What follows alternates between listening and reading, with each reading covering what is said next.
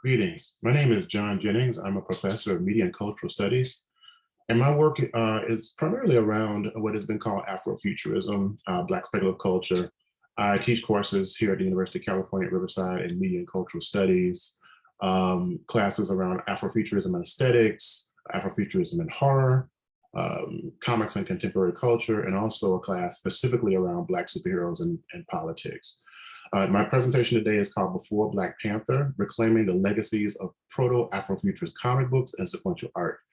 The primary thrust of the talk is to basically look at comic book characters that actually predate the creation of Black Panther, which now, of course, has become a watershed character in the kind of explosion of Black speculative culture.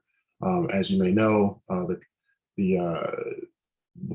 the movie by Marvel Studios, starring Chadwick Boseman, pretty much took the world by storm and also kind of opened the floodgates for a lot of Afrofuturist aesthetics, Afrofuturist classes, Afrofuturist conversations, and also intersecting with other kind of political movements around Black speculation and Black futures.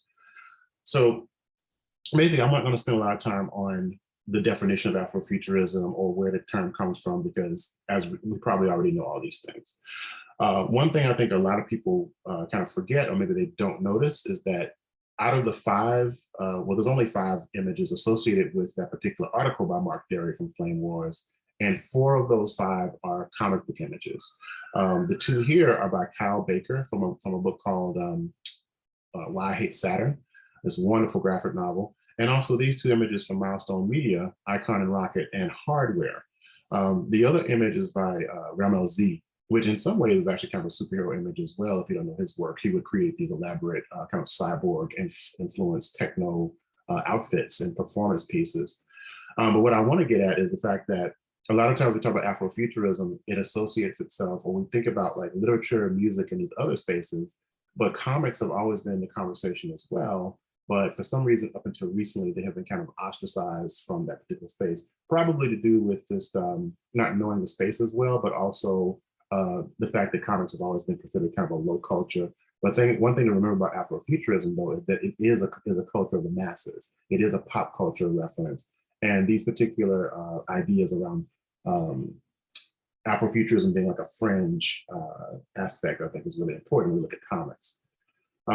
When I created this image years ago for Ronaldo Anderson, I was thinking about the notion that Afrofuturism kind of disrupts traditional notions of like the chronopolitics of like how time functions. So simultaneity is a really huge part of Afrofuturism. The past, the present, and the future happening simultaneously, like a comic book actually.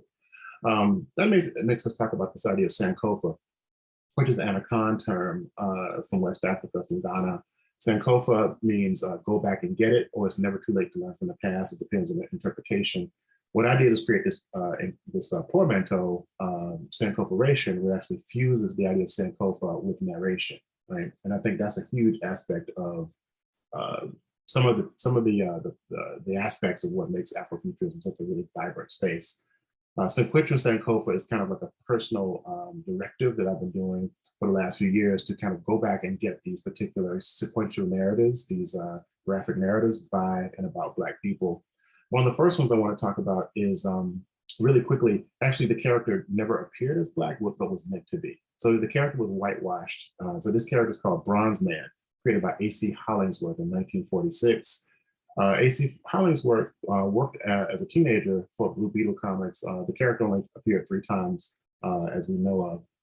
But the character Bronze Man, who can fly and has Superman-like powers, was meant to be a Black character, but for some reason never appeared as such. So as a critical maker and a researcher, I decided to update the character and go ahead and make him the character that A.C. Hollingsworth wanted him to be. So these are different ways that what I'm doing as a maker and as a researcher is trying to interrogate, but also disrupt these notions of erasure around Black images. Another character I want to talk about really quickly comes to us from 1947 from Orrin C. Evans's company, All Negro Comics. All Negro Comics was the first collection of Black comics by and about people of color. Orrin C. Evans wanted to actually uplift the race of Black people in the way that he was thinking. through these different genres of comics. So they have like detective fiction, they have romance comics, they have fantasy comics, and they had Lion Man. And Lion Man, if you look at him, actually is either a proto superhero or even because it's after the first superheroes come out, he's doing things that actually superheroes would do, and he kind of prefigures the Black Panther. If you want to learn more about these wonderful Black creators during the Golden Age comics, please check out Ken Quattro's Invisible Men. Lion Man actually is a scientist who's sent by the United Nations to go and protect a magical mountain of uranium. And he basically is kind of like a Tarzan kind of character to a certain degree. And he has this kind of like impish sidekick. But what I try to do is like think about, well, what if this character actually was kind of a Black Panther style character? He was created by and about and for Black people. And so I just pretended that the character never stopped being published and created different versions of him throughout different ages of comics, and actually put this up on ASAP's website as a kind of like a design fiction piece. This particular piece actually attracted the attention of my friend Michael B. Dando, sorry, and David Brain, and we actually put together a project for kids. And Dando actually like got the funding for us to, from the National Endowment for the Arts and also the United Way to make comics around Lion Man. This particular version of Lion Man is based on Tutu, the Egyptian god who protects sleepers from demons and from evil forces while they sleep. So we did this actually over the summer. And now, of course, this particular comic is on display at the Metropolitan Museum of Art in their Afrofuturist period room, which is pretty wonderful. Another character I want to talk about really quickly is the character Neil Knight. Neil Knight was actually one of 4 genre characters created by the Smithsonian Association for the Pittsburgh Courier, a Black newspaper. Yeah, these characters also appeared in the Chicago Defender from 1950 to about 1954. These 2 wonderful women who created the Museum of Uncut Funk actually ended up with talking to the estate of the gentleman that created these characters. Again, we had a spy character, we had a cowboy character, and also a private investigator character. But the character that attracted me the most, of course, was Neil Knight, who created in 1950 again.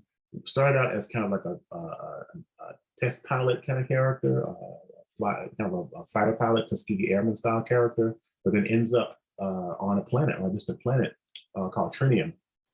And so the character kind of then becomes more of a Flash Gordon or like Buck Rogers style character, and actually interacts with with these alien species. The other thing too is we have a character called Princess Zaina, who, even though it's depicted as orange skin, it's obvious that she was intended to be a Black woman in this space too. So she's probably like the first Black woman in a science fiction comic ever. And this character actually, again, predates Black Panther by 16 years.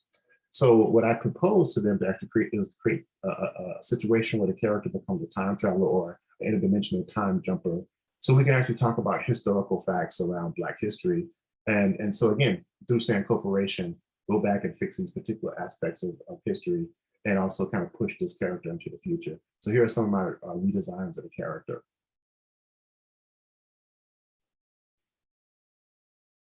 So a lot of these things that I'm getting at right now are really about research, reclamation, archiving, reviving, and sharing these things to the future. There are other characters that we're working with in Sequential Sankofa that are actually looking at Black characters that are created in the underground comics movement and other spaces. But really, these characters are trying to push forward and actually examine Black presence in the comics industry way before Black Panther was kind of realized. Thank you for your time.